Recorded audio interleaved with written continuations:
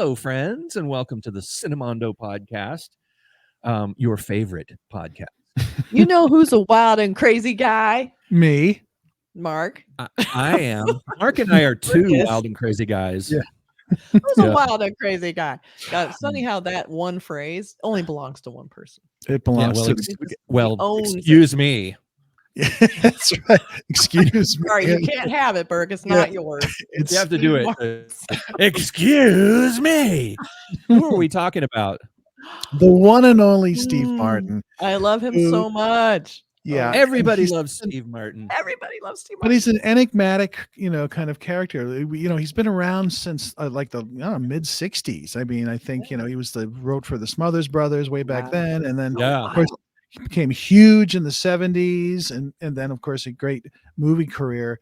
But Morgan Neville, who's a wonderful documentary filmmaker, he did "Won't You Be My Neighbor," the story about Fred Rogers, really of course. And great. Anthony Bourdain and a few other films. He's done this two-part documentary called Steve, which is on Apple Plus TV. Coming out right away. March 29th. So it's coming soon. Good. So it's about Steve Martin, and we know him, love him, but do we really know about him? Like, I think he keeps his private life really shut off. Does. All I know is he plays the banjo, and I'd like to know how soon into this documentary we're going to see a banjo. That's what I also wonder if but the banjo will be there. I wonder if there's one great clip of him being a juggler in Disneyland back in 1955. That's right. I think that's a kind of a cool thing too. So anyway, I'm excited to see this documentary. He worked in the magic shop in Disneyland, like on when you go into the main street, right in the front gate. On the right side, there is a little magic shop. I think it's still there. Hopefully it's still there. He used to work in the magic shop, like demonstrating magic. Can you imagine if you went, when you were like, if you had a memory, it's like, I remember Steve Martin sold me a pack of cards. So cool. Oh my God, I would die. I love Murders in the Building. Only Murders in the Building. He is Martin Short also, but he is so good in it, so flawlessly, effortlessly perfect. I mean, I just love Steve Martin. I love it. Well, like we've said before, a lot of times comedians have a depth to their acting when they do serious, and he's done a couple of serious roles in films, and he's exceptionally good at it.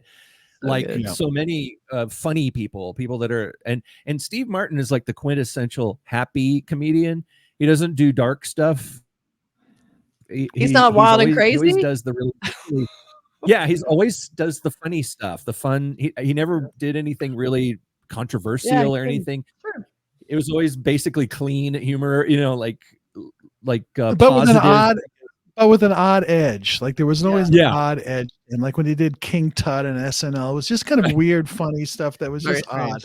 Yeah, very strange. So iconic, Monty Python style of comedian, absurd. It's funny he hasn't gone like the Michael Keaton route of like doing a kind of really serious. He has kind of dabbled a little bit in being a little more serious, but not to the depth of somebody like Michael Keaton. He goes around really concert now. Yeah, I think so too. We're an entertainer. He's in concert with Martin Short. They're really close friends now. That's and right. They do sort of fun music, comedy, kind of variety thing on tour. You're funny. You don't realize you don't see it that often, but when you see Only Murders in the Building, you see those two actors together, those two comedians. They are so perfect, like chemistry wise, reaction wise. You can tell when they riff. It's like they're such pros. Like you see that, and you're like, nobody does this anymore. Like it just felt so in sync and so perfect that no matter what else was happening on that show, just the scenes of them together are worth seeing. And in the last season, I was disappointed because I feel like they were not in a lot of scenes together. I don't know if their schedules weren't aligning, but they had like Selena Gomez doing a lot of the heavy lifting in these scenes, which she does not do. And then then you don't get that great synergy of Martin Short and Steve Martin together. So they need to get back to that, because I could see just them together the whole time and be happy. Yeah, and Martin Short, it has to be said, is quite a genius himself. So he has made me laugh uncontrollably more than any other funny person. I think he and Steve Martin, but Martin Short just. I mean, I can just sometimes, you look at those old SCTV clips, and sometimes I'll just see a picture of his face, and I'm laughing already. So good. His synchronized swimming bit when he goes, I'm not really a very good swimmer. It's just Anyway. All right, let's This is the game. All right. Game show, the stupid people game show. Exactly. But we're talking about Steve Martin. We're talking about Steve Martin, who right. works so perfectly well with the absurd humor of Martin Short. You know, they're both He elevates everyone. American really Monty does. Python duo. That's right. That's right. So let's see what this documentary is going to be about. Let's see how it looks. Is it going to be funny or touching and sweet? I don't know. Right. Could be both. Yeah. You ready? Ready. Sound, speed, and... And if you bought my album and you came down here expecting me to do a lot of routines from the record and I didn't do them, well, excuse me! This guy was getting people so happy. I always thought, this just does not happen. And it did. He's the most idolized comedian ever. He reinvented stand-up. It was a cultural phenomenon. Good evening and welcome. My name is Steve Martin. Steve Martin. I am a wild and crazy. What he was doing was unique. It was chancy. I always thought of him as the door out of the 60s. You could be silly again. All comedy was political. And I felt that it was time to change that. Steve Martin has just taken the big leap onto the big screen. I was launched into the stratosphere. I was scared out of my mind. You better pull yourself together. You've got a big movie offer. Being able to witness an artist reinvent himself is quite extraordinary. The people who like it are wise and intelligent people, and the people who don't like it are ignorant scum. Right. Oh, yes. Yeah, There is a longing at the center of everybody he shows us. Glad you're not filming this because it'd be so embarrassing. Why don't I interview you as we're driving? It's called Viking, but sure. My whole life is backwards. How did I go from riddled with anxiety in my 30s to 75 and really happy? How did this happen? Don't you have a score of servants take your laundry over? Actually, I'm just doing this for camera. It's the first time in 27 years. Oh, Martin Short with him. Yeah. So cute. Oh, come on. I'm so watching that. I'm so watching. I wish yeah. there's a little more behind the scenes, a little bit more of real Steve Martin. Like they showed a lot of clips, a lot. But it was fun to see all those clips because there's so many iconic moments and he's so great. Yeah. But he just is so good natured. Everything about his comedy, like some comedians are like really, hateful and they're making commentary about it. But he's always just so life affirming. I love him. Yeah, and he's super smart.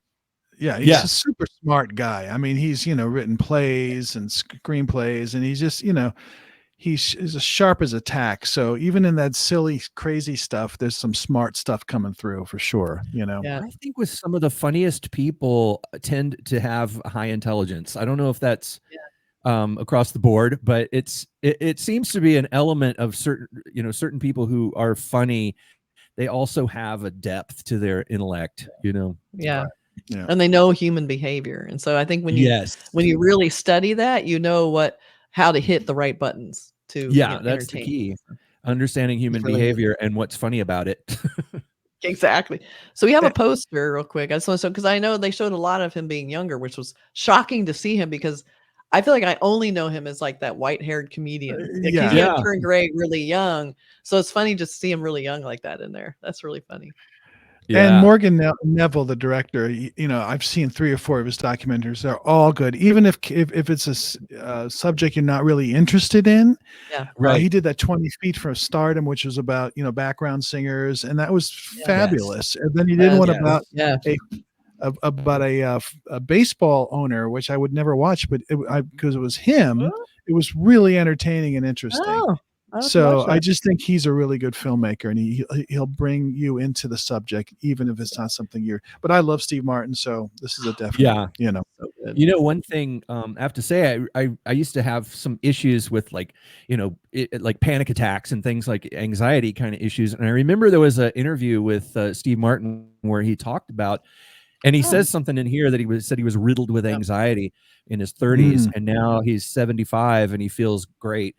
And I remember there was an interview, I may have read it in a book or something, and he talked about how he deals with. I won't go into it. It's I want to know. Long story, but he goes into what he thinks about when his panic attacks were tormenting him, and that actually helped me a lot. You know, someone like Steve Martin, you don't imagine that he would have any troubles like that. You think he's just. What did he tell you to do? Tell us. Oh, it's a long story about how to deal with anxieties and things like that. I'll tell you later, but it's that sounds fascinating.